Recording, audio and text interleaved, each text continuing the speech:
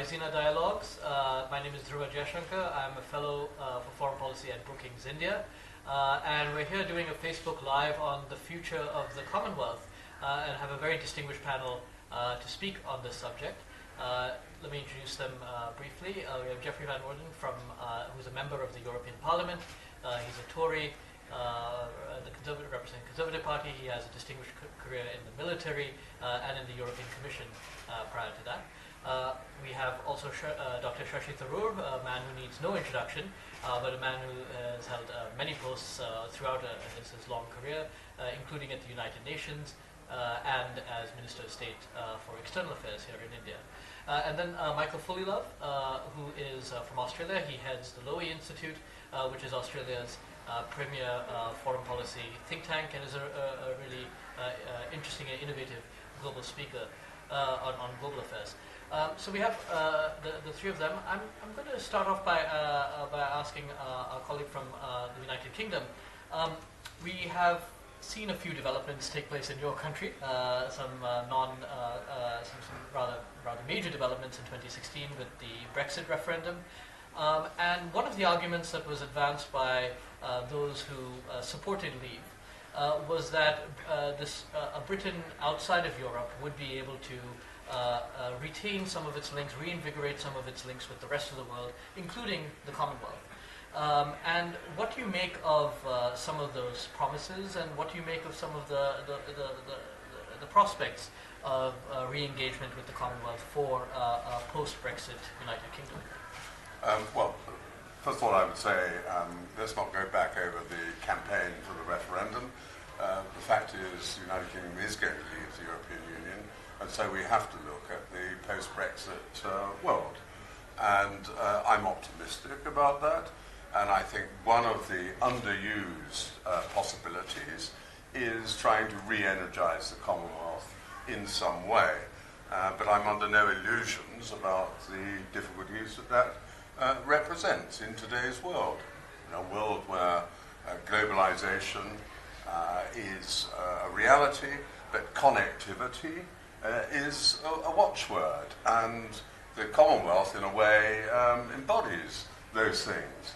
After all, we're talking about 53 countries in every continent of the world, 2.5 billion people, half of them under the age of 25, with enormous growth expected in the GDP of many of those countries over the next 15 years. So there's great potential there. If we go back to before Britain joined the European Union, something like 50% of Britain's trade was with the Commonwealth. Now it's about 9%. And the fact is, when we joined the European Union, the EEC as it was at the time, it was a shock. It was a shock to many Commonwealth countries. They had to readjust. And all of them now have made their own new arrangements in the new world in which we live. And that's the reality that we have to recognize. But at the same time, we do have a lot in common. We have a common language, common legal system, common accounting systems, common cultural bonds, so much that links us together. It is reckoned that the so-called Commonwealth advantage is worth about 20% in terms of trade advantage. So these are things to be capitalized on and built on, and I hope we can find new ways of energizing what I see as a very flexible and very optimistic platform. Dr. Tharoor, I mean, the Commonwealth came out of the vestiges of the British Empire, an empire that you have been very critical of. But what does the future of the Commonwealth look like? I mean, how are ways in which we can sort of realistically reinvigorate it? What are we heard some of the common threads that tie these countries together despite their other disparities, but what are some things that practically that we can do to reinvigorate? And that's precisely the question, really. You're right that it came out of the vestiges of empire. It was India, actually, that came up with the idea that a republic without the Queen as its head of state could become part of this body, and thereby expanded in many ways what the Commonwealth idea represented. And Geoffrey gave us a very impressive list, even though he left out cricket, which of course is the other indispensable ingredient that ties us all together.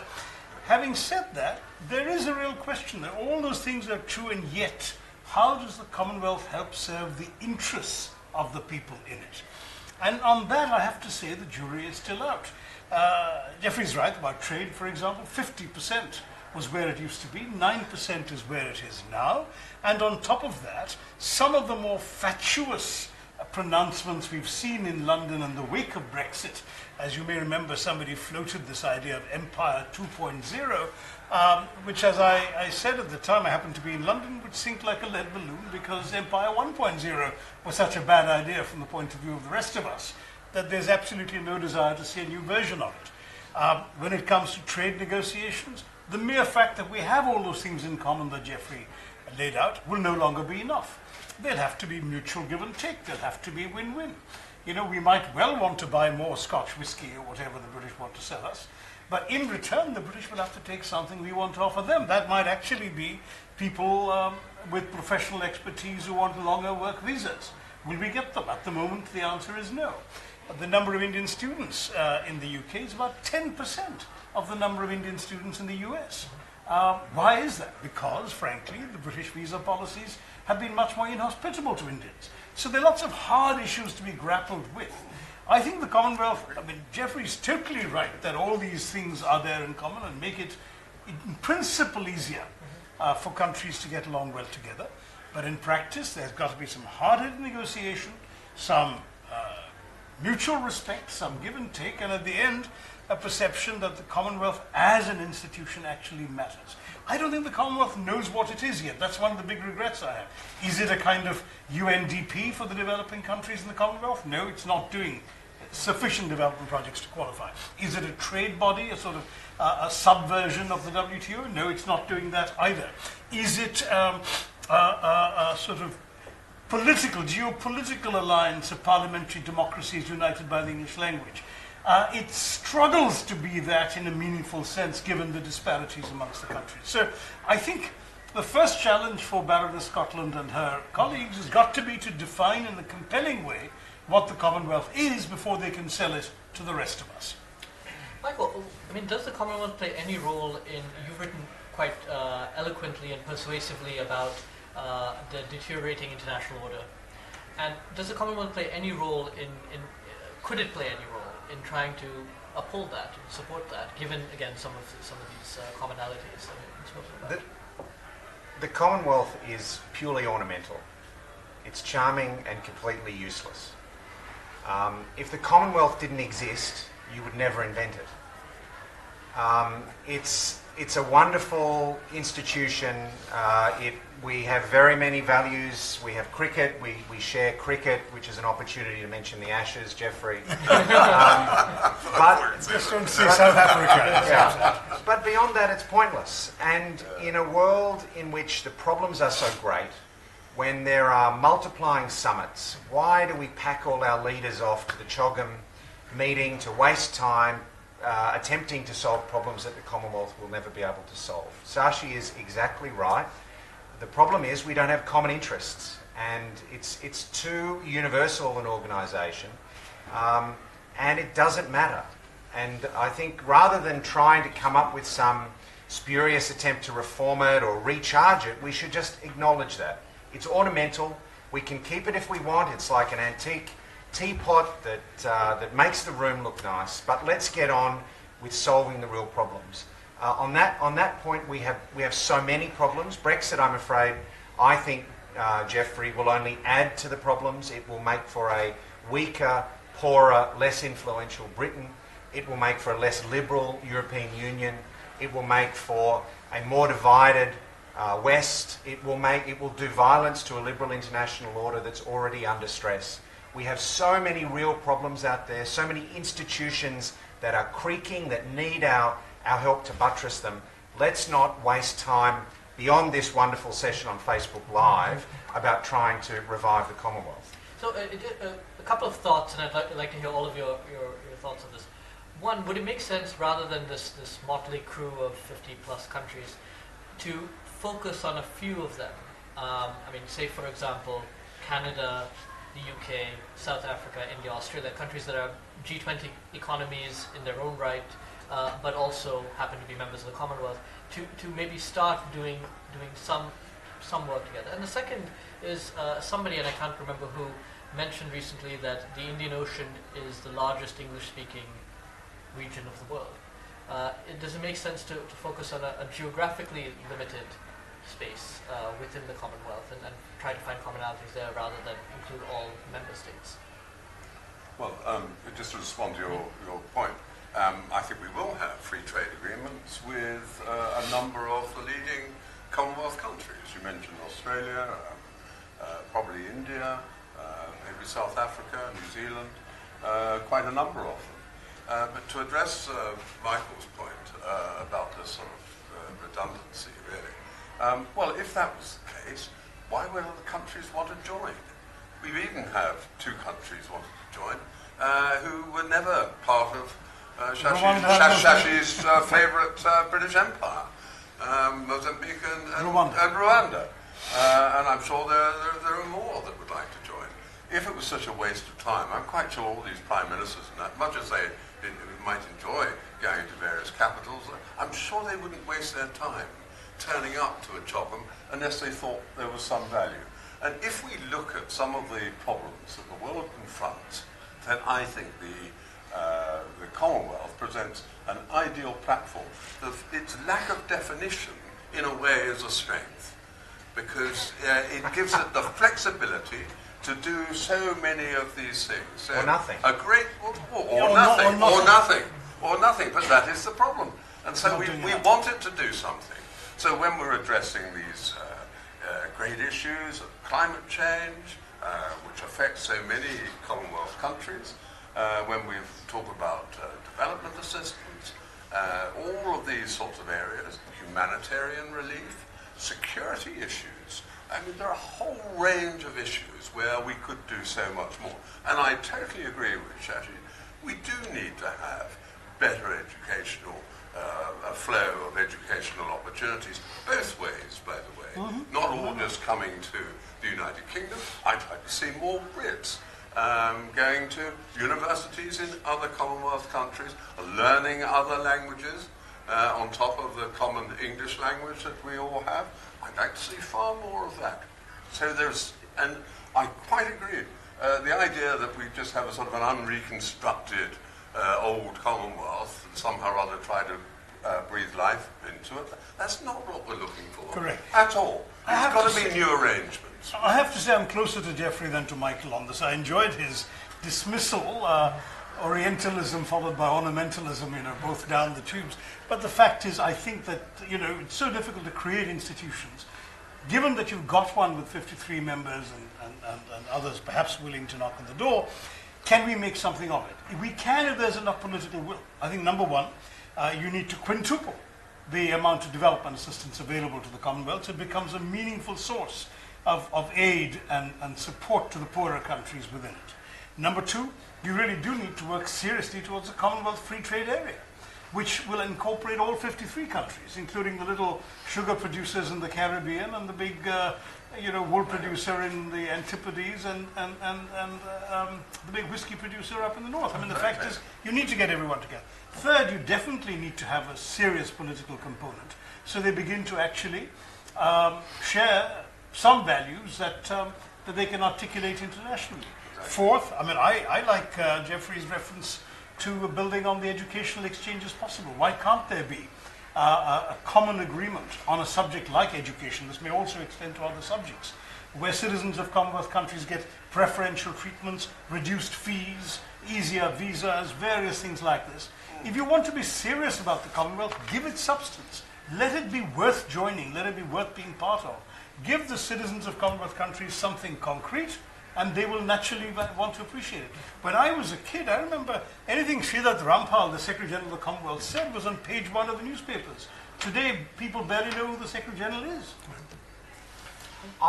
I completely disagree. I find myself to the left. I'm the radical. You're the radical. I'm the centrist. That's right. Compared to you, Shashi. Right. Look, the centre. I mean, you said having stood up this institution, let's not waste it. I would say the Commonwealth proves one of the cardinal rules of international politics, which is it's very hard to kill international institutions.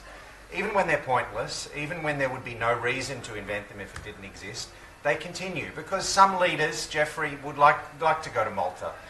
Some leaders think it adds to their prestige to be a member of the Commonwealth, but that's not going to change anything. And I would say, if you want to do a disservice to somebody, if there's somebody you really don't like, send them a Choggum communique.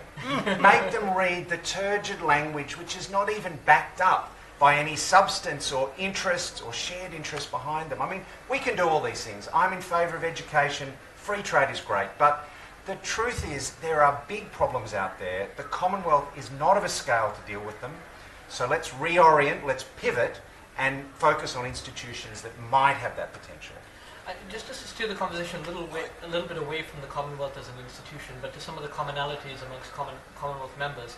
There's a lot of talk, and we've heard it over this weekend, this week as well at the Raisina dialogues, which is there are challenges now that all democracies are facing, of different natures, internally, externally, their ability to efficiently run government. Are there some things that you think the Westminster-style democracies have in common that we could be talking to each other about that are sort of distinct from other forms of democratic governance, such as the American model, for example? Are there things that, bicameral, prime ministerial, the coalition governments, are there things that are particular challenges to this way of running our countries that we could be exploring? I'm not a big fan of the parliamentary system. I personally as a member of the European Parliament, you're a member of Parliament. The European Parliament is very different to Westminster, I have to say, which is one good reason why we're leaving it. But yes, there is on this sort of human level, there is so much more I think we can do. I mean, catalyse the diaspora. We have a large Indian diaspora in the United Kingdom. We have many people of British origin in many countries in the world. There are most of the Commonwealth countries have citizens who are living in the United Kingdom and in other Commonwealth countries as well, in Australia, in Canada, many of them. So I think we should make more use of the sort of linkages they have, because most of them retain links back to their home country, or their countries of origin, and we have this natural linkage, which I think we can build on. Well, I think the problem of populism is something that is affecting democracies around the world, whether they're presidential or parliamentary systems. So I don't think we can learn something there. But one thing I would like to say is one reason I'm so keen to hit this Commonwealth nail on the head is that I don't want my British friends to be further distracted by the Commonwealth. I fear they have made an historic mistake with Brexit. And now I hear them being seduced by the siren song of the Commonwealth. We can do these free trade agreements with Commonwealth countries. And the truth is, Commonwealth countries don't care enough. There is never going to be an Anglospheric centred foreign policy. That's never going to be the organising principle for Australian foreign policy or Indian foreign policy. And so, out of friendship for my British friends, as an Anglophile, a cricket lover, the son of an Englishman, I want to hit it on the head so that Britain can get on with reimagining itself. Because I fear it's not going to be a global Britain after Brexit, it's going to be a shrunken Britain. And I don't want it further distracted by this nonsense about the Commonwealth. But can I just come back on this? So, look, the fact that we're leaving formal membership of the European Union doesn't mean that we're somehow rather cutting our links with Europe. On the contrary, I'm confident that we will have a continuing and close partnership with the European Union. We will have very close trade links. It's in our mutual interest that we should do that. We will have very close security and defence links. It's in our mutual interest to do that. We continue to be members of NATO. We have a very strong interest in the defence and security of the European continent. All of these things. It's not an either-or.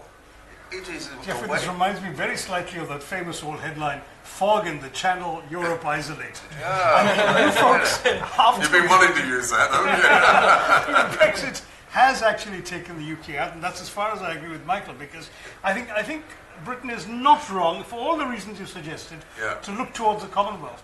just make sure it looks with substance. Yeah. That there should be some Absolutely. serious content in it, and then we can see what can come out of it. But if there isn't, we'll end up where Michael wants us to be. Yeah. Well, I'm afraid I'll have to cut off the discussion of this, but thanks to all three of you for what has been a really bracing and invigorating conversation, although I'm not sure we've had much agreement on this. Fair amount. Yes. Yeah. To all the viewers, I was the link. to all the viewers from the Resident Dialogues, thank you very much.